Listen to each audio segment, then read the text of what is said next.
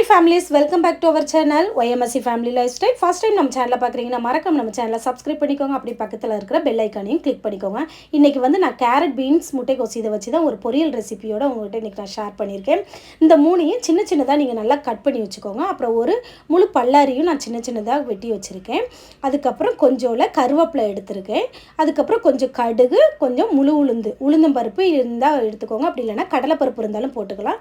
அதுக்கப்புறம் ஒரு 2 பச்சை மிளகாவை அப்படி நான் துண்டாக வெட்டி எடுத்து வச்சுருக்கேன். இப்போ வந்து நம்ம அடுப்பில் ஒரு கடாயை வச்சுக்கிட்டு அதில் வந்து கடலெண்ணெய் நான் ஆட் பண்ணியிருக்கேன். கடலெண்ணெய் மணம் வந்து பொரியல்களுக்கு கொஞ்சம் நல்லாயிருக்கும். உங்கள் வீட்டில் நீங்கள் எந்த எண்ணெய் இருந்தாலும் நீங்கள் வந்து ஊற்றிக்கலாம். இந்த எண்ணெய் தான் ஊற்றணுன்ட்டு நமக்கு வந்து கட்டாயம் கிடையாது. நம்ம வீட்டில் எந்த எண்ணெய் யூஸ் பண்ணுறோமோ அது யூஸ் பண்ணிக்கோங்க. பாமாயில்னாலும் ஓகே தான். இப்போ வந்து எண்ணெய் நல்லா காஞ்சி வரட்டும். அந்த டைமில் நம்ம வந்து இந்த கடுகையும் உளுந்தம்பருப்பையும் நம்ம போட்டுக்கலாம். எண்ணெய் நல்லா காஞ்சி வந்ததுக்கப்புறம் போட்டால் தான் கொஞ்சம் நல்லாயிருக்கும். அதே மாதிரி இந்த உளுந்தம்பருப்பும் வந்து நல்லா ப்ரௌன் கலராக வர வறுத்துக்கோங்க. கடலைப்பருப்பாக இருந்தாலும் அப்படி தான் நல்லா வெந்து வந்திருந்தால் தான் அது வந்து நம்ம கூட்டு எடுத்து சாப்பிடும்போது நல்லாயிருக்கும். சில நல்லா நம்ம வேகாமல் எடுத்துட்டோன்னா நம்மளுக்கு வந்து அந்த தண்ணி இதில் ஒரு மாதிரி இந்த சவ்விழுத்த மாதிரி அந்த உளுந்து வேகலைன்னா ஒரு மாதிரி சாப்பிட்றதுக்கு நல்லா இருக்காது. அதனால் அது நல்லா ப்ரௌன் கலராக வந்து வெந்ததுக்கப்புறமா நம்ம வெட்டி வச்சுருக்கிற முழு வெங்காயத்தையும் இதில் போட்டு நம்ம வந்து நல்லா வதக்கி எடுத்துக்கலாம். வெங்காயமும் நல்லா வதங்கி வரட்டும். நல்லா வதங்கி வந்ததுக்கப்புறமா நீங்கள் வந்து நான் வந்து ஒரு 2 பச்சை மிளகாய் வெட்டி வச்சுருக்கேன் இல்லையா, அந்த பச்சை மிளகாயும் இதில் போட்டுக்கலாம்.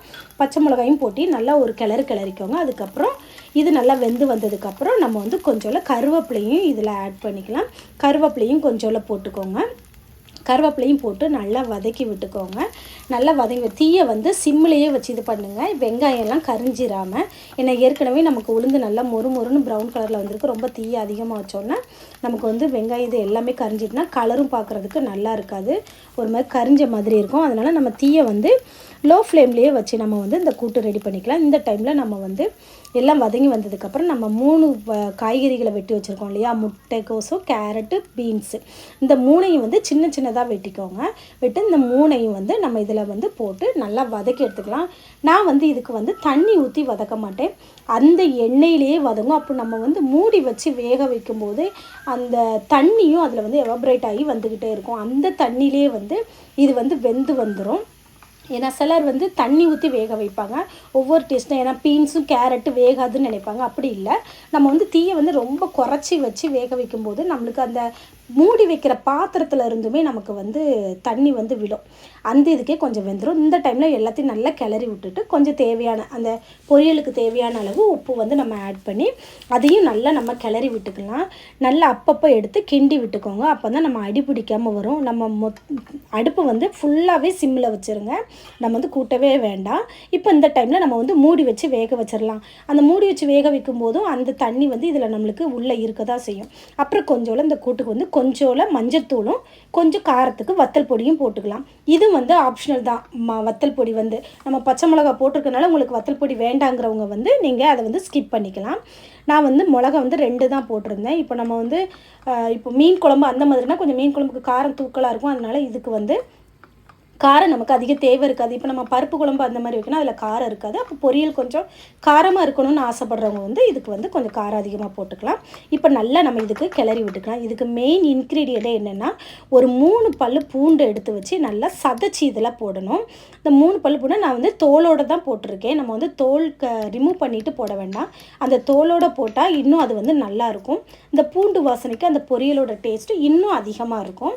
இப்போ நான் அந்த 3 பல் பூண்டையும் எடுத்து நான் வந்து சதைச்சி எடுத்து இந்த பொரியல்லையே போட்டுக்கிறேன். இது வந்து நம்மளுக்கு 3/4 பதம் வெந்ததுக்கப்புறம் போட்டால் போதும். அந்த காய்கறியிலேருந்து நமக்கு வந்து ஒரு 3/4 ஸ்டேஜ் வந்திருக்கும். அந்த டைமில் போட்டால் போதும். போட்டுட்டு நீங்கள் வந்து நல்லா கிளறி விட்டுக்கோங்க. இந்த பூண்டு போட்டதுக்கப்புறம் அந்த பொரியலோட வாசனை பார்த்திங்கன்னா அது தெரியும் உங்களுக்கு. அந்த பூண்டோட வாசனை வந்து அப்படி தூக்கலாக இருக்கும். சூப்பராக இருக்கும். சாப்பிடும்போது அதனுடைய டேஸ்ட் வந்து இன்னும் நல்லாயிருக்கும். பூண்டு வந்து எல்லா பொரியலுக்குமே நம்ம போடலாம். கேரட் தனியாக சமைச்சாலும் சரி, பீன்ஸ் தனியாக சமைச்சாலும் சரி, பீட்ரூட் இதுக்கெல்லாம் போட்டோன்னா சூப்பராக இருக்கும். இது போட்டு நல்லா பூண்டு பச்சை வாடை போகிற வரை நல்லா வதக்குனதுக்கப்புறம் லாஸ்ட்டாக வந்து நான் திருவி வச்சுருக்கிற தேங்காய் போட்டிருக்கேன். சிலர் வந்து என்ன பண்ணுவாங்கன்னா தேங்காய் கூட கொஞ்சோண்டு சீரகமும் போட்டு ஒரு 2 பல்ஸ் கொடுத்து இதில் தட்டுவாங்க. நான் வந்து அப்படி பண்ணலை. இது வந்து முழு தேங்காவே போட்டுக்கிட்டேன். ஏன்னா நம்மளுக்கு அந்த சீரகம் இதெல்லாம் போட்டு இது பண்ணால் பூண்டுலாம் போட்டுக்கனால நம்ம வந்து முழு தேங்காவையே நம்ம திருவண்ண தேங்காவையே போட்டுக்கலாம். போட்டோன்னா இன்னும் கொஞ்சம் நல்லாயிருக்கும். பாருங்கள், நான் தண்ணியே ஊற்றலை. தண்ணியே ஊற்றாமல் எவ்வளோ அழகாக எனக்கு ரெடியாகி வந்திருக்கு பாருங்கள். நம்மளுக்கு இப்போ முட்டைக்கோஸ் கேரட் பீன்ஸ் பொரியல் வந்து ரெடி ஆயிடுச்சு. பார்க்குறதுக்கு எவ்வளோ கலர்ஃபுல்லாக இருக்குது பாருங்கள். பார்க்குறதுக்கே அழகாக இருக்குல்ல. இந்த மாதிரி நீங்கள் வீட்டில் செஞ்சு பார்த்துட்டு அதனுடைய டேஸ்ட் எப்படி இருந்துச்சுன்னு மறக்காமல் நமக்கு கமெண்ட்ஸில் ஷேர் பண்ணுங்கள். இந்த வீடியோ பிடிச்சிருந்துச்சுன்னா லைக் பண்ணுங்கள், கமெண்ட் பண்ணுங்கள், ஷேர் பண்ணுங்கள். மறக்காமல் நம்ம சேனலை சப்ஸ்கிரைப் பண்ணிக்கோங்க ஃபேமிலிஸ். தேங்க்யூ.